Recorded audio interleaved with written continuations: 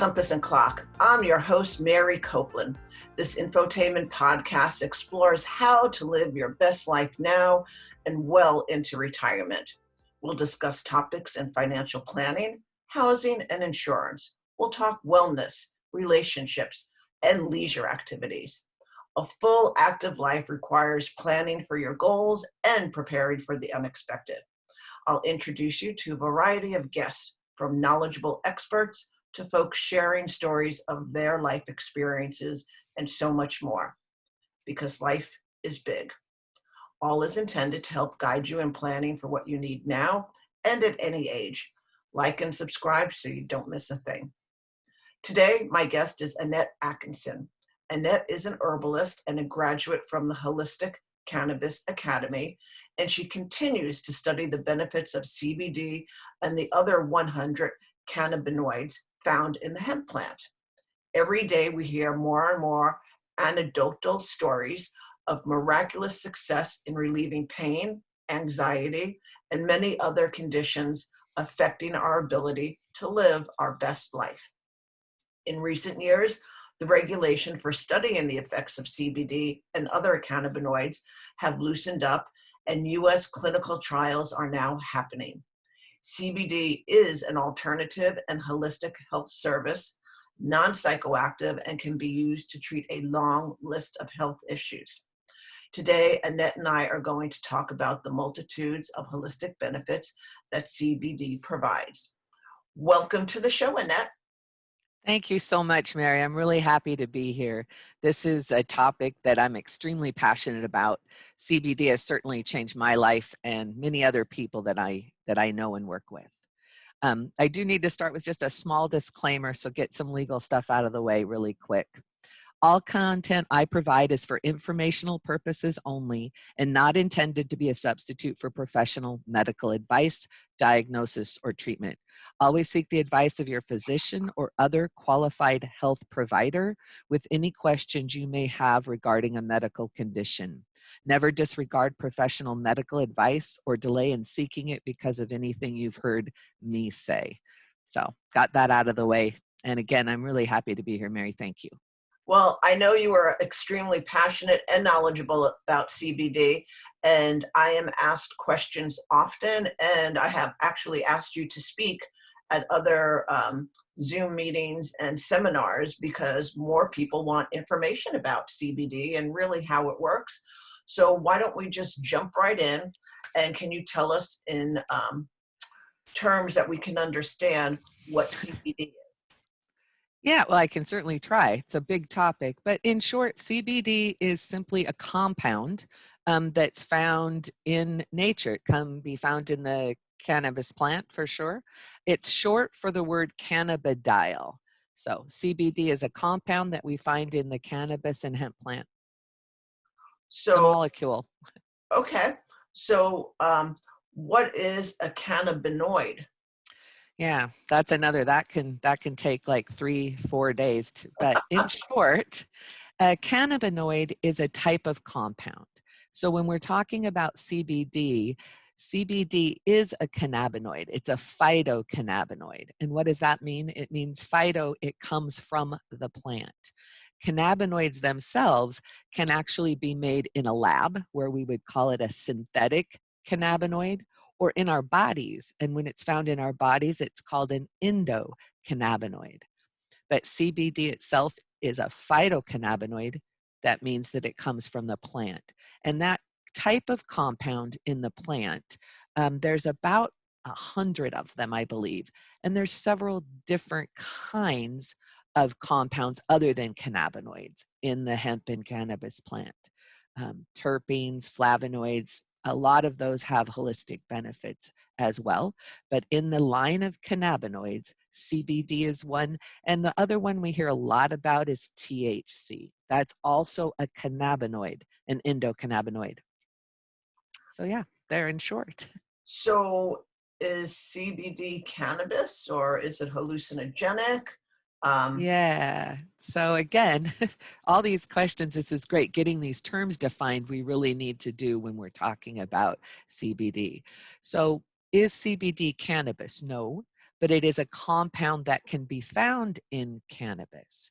And people are probably going, wait a minute, I thought CBD was hemp. Well, in short, the cannabis plant is the scientific name, and marijuana and hemp are both cannabis plants. Now, the government has given us some definitions so that we can separate these two, and it's based on how much THC, right, the cannabinoid that we think of for that hallucinogenic high, how much of that is in the plant. So if there's a little bit in the plant, the government would call it a hemp plant. If there's a lot of THC, the government would call it a marijuana plant. Historically, we have another way of defining these two terms, and it's based on the use. So hemp has in the past been known more as an agricultural crop that we use to make textiles, building materials, clothing, because the stalks are super, super strong. And so when it's grown for that purpose, we think of it as a hemp plant. When it's grown for medicine or recreation or religious purposes, we usually think of it as the marijuana plant. So back to the question, CBD is found in the cannabis plant, and it's not hallucinogenic like that other cannabinoid THC. Okay. Now, I don't mean to go off track at all, but when you say CBD is not hallucinogenic, there are different ratios within it. Like, is there ever THC in CBD? So there's not THC in Okay, CBD because CBD is its own molecule. But gotcha. in the products that you purchase, when you go into a store and you ask for a CBD product, it's not going to usually be pure CBD. It may have some other herbs, terpenes, or cannabinoids, sometimes including THC. So it's important that when you're going shopping that you know what you're asking for.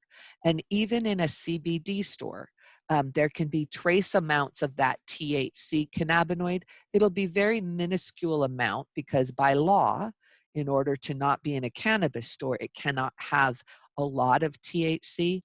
But that small amount, most of the science or a lot of the science shows can be very beneficial in helping that CBD go to work. And it should not be enough that's going to cause any of that psychoactive high. It's just enough to open the door like a lock to let the CBD get in. Thank you for explaining that, because I think there's a myth behind, CBD and it being hallucinogenic. And so thank you for Yeah. explaining that to all of us. So when I was doing the introduction earlier, I mentioned that CBD has a long list of health issues that it can address. So can you go over some of these, such as the pain management, inflammation, etc.?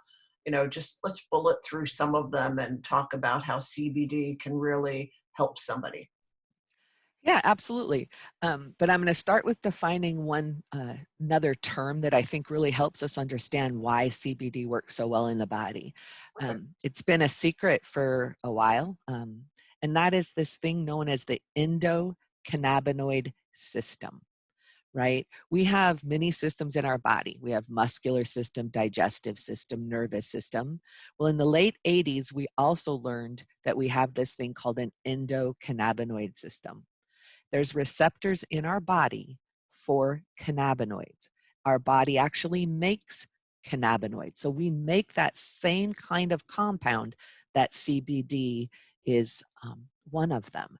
So that's why when we start to look at how it affects everything, it's this system.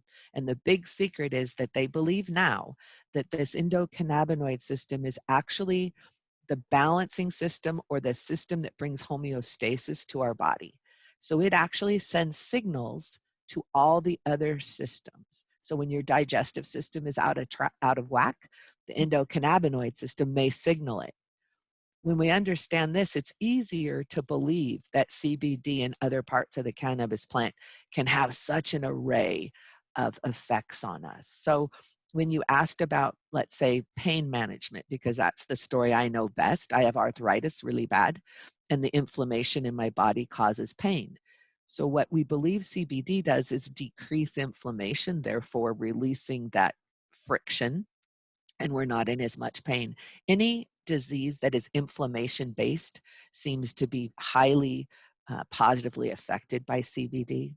Um, Most neurodegenerative diseases, Parkinson's, epilepsy, those kind of things, we see a relaxation come about from CBD. People actually stop seizing and their tremors are reduced to almost non-existent, which is amazing to watch. There's great videos online where you can see someone be administered a dose of cannabis, whether it's CBD heavy or THC heavy, in different ratios, and watch them actually stop within minutes. It's kind of remarkable. The government has even now made a prescriptive drug that is CBD extracted from the plant. So the government now has said, yep, there are medical benefits to this plant, and children are prescribed CBD for a specific kind of epilepsy called Dravet syndrome. And it's just showing wondrous results there. Things like dementia and Alzheimer's that we think are created and get worse because of plaque in our brain. CBD seems to be able to strip plaque, so can slow down progression, and in some cases they now believe actually reverse the effects of it. It's just, there's so many different areas. I will put a shout out to one website that I really love. It's called pubmed.gov, and that's pubmed.gov. This is a website where you can go on and look at clinical trials, meta-analysis of conditions, and not just on cannabis or hemp, but on any drug. I'm sure we could look up some of Moderna and Pfizer and see what the true results were when they did those tests. It's a great site to get research, and when you're looking at your own health, we need to become more active participants. And so PubMed.gov is one of those sites. When you go on there and you put in the word CBD, there are well over 400 sites and trials and clinical information about what they've used CBD for. It's amazing. Thank you for sharing that website.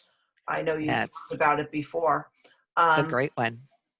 A couple of the other ones that I know CBD you've talked about being beneficial for would be weight loss or glaucoma or sleep disorders. Yeah, Anything you want to elaborate on that?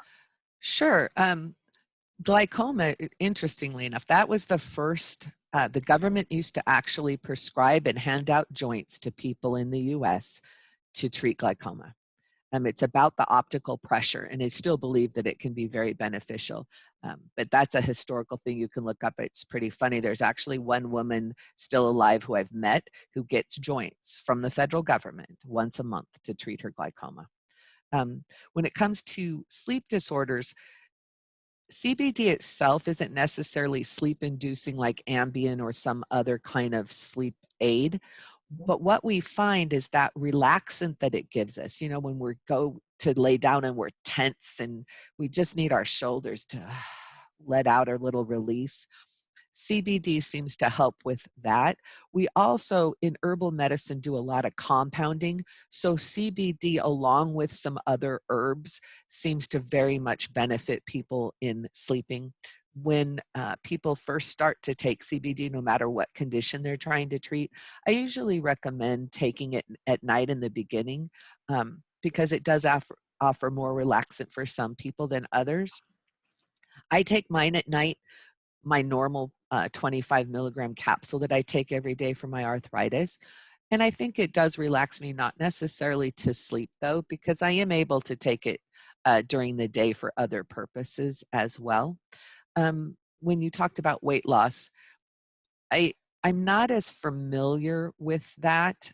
Again, I think the relaxant part of it that takes our brain off over heightened focus on one thing, whatever that is, might be part of the reason that it has been recommended. I think there's some other cannabinoids and terpenes that it's usually compounded with that are showing those benefits for aiding in weight loss or even increasing food. You just talked about that you take a capsule. So CBD comes in different forms. Can you share that with us, the different types of ways to administer it? Yeah, absolutely. So you can get CBD as a topical, which is just going to be like localized pain relief, but those endocannabinoid receptors are in our skin. So it seems to have a greater benefit than a lot of topicals. But when you use a topical, it's not changing the underlying reason that you're trying to focus on. That's when we take it internally. And that can be in the form of a tincture that's sublingual, we put under our tongue, or a capsule that we eat and goes through our digestive system. Or it can also be what we call a fully transdermal uh, application, meaning it's not localized pain relief. It's actually meant when you put it on the surface of your skin, you put it where your veins are close, and it's meant to get into the blood. All of those ways of administering, and there's several more, there's nasal sprays, and several different methods, but those are the main ones. And it doesn't matter which way you take the CBD, it's about bioavailability, meaning how much of the power of what you take becomes available in your system. So when we take a capsule and it goes into our digestive system, we lose a lot of the power through elimination and other processes in the body. So if you take 100 milligram capsule, you may only get half, 50 milligrams or even less of that left to administer through your body.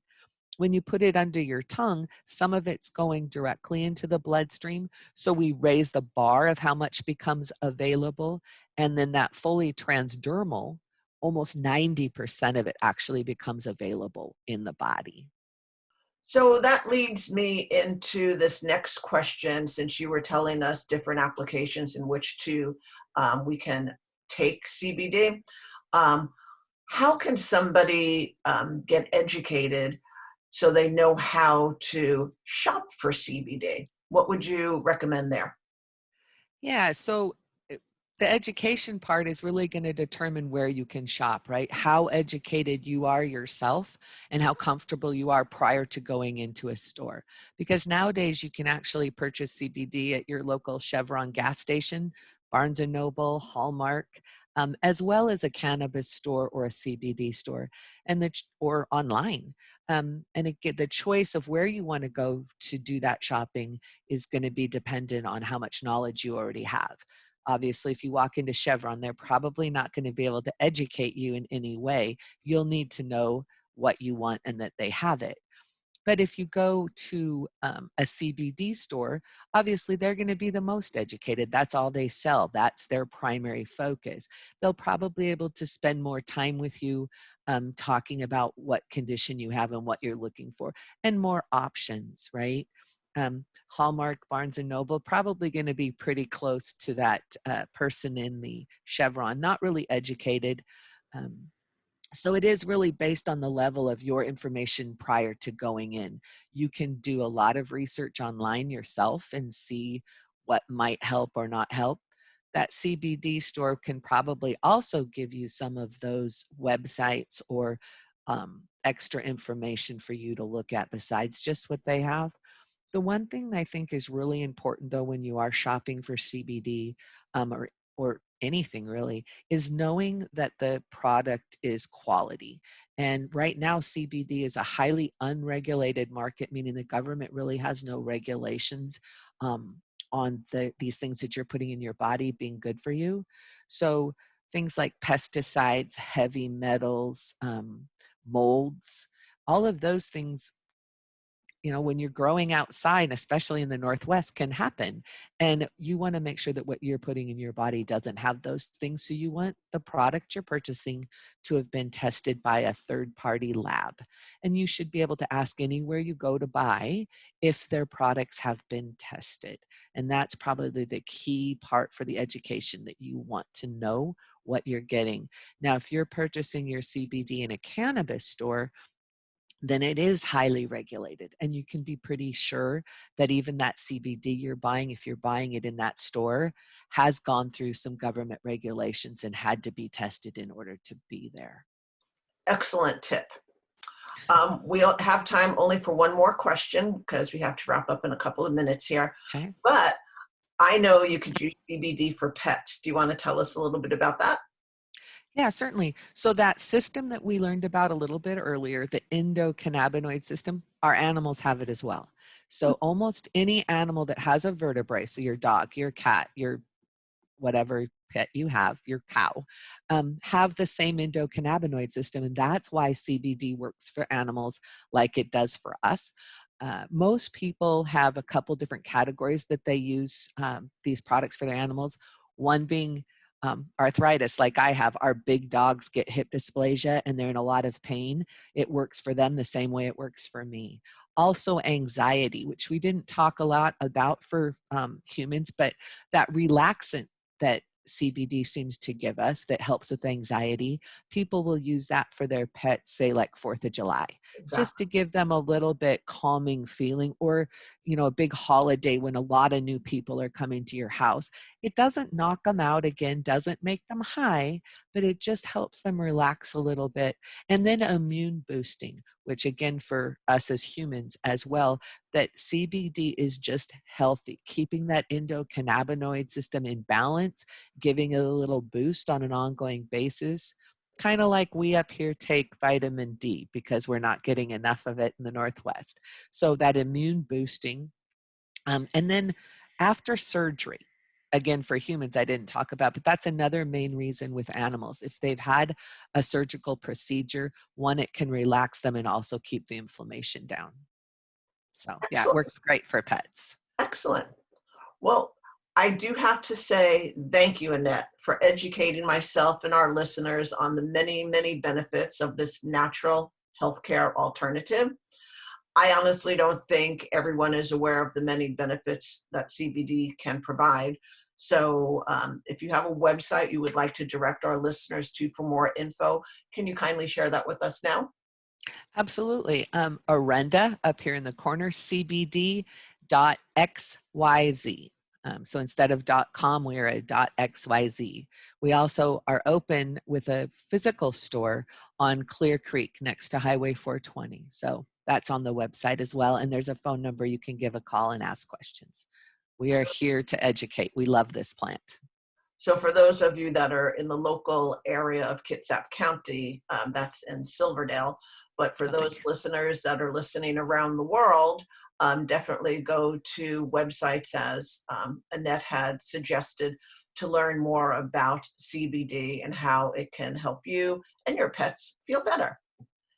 Thank you everyone for listening. Thank you, Annette, for joining me today. And until next week, have a great week, everyone. Bye-bye. Thanks so much, Mary. Bye.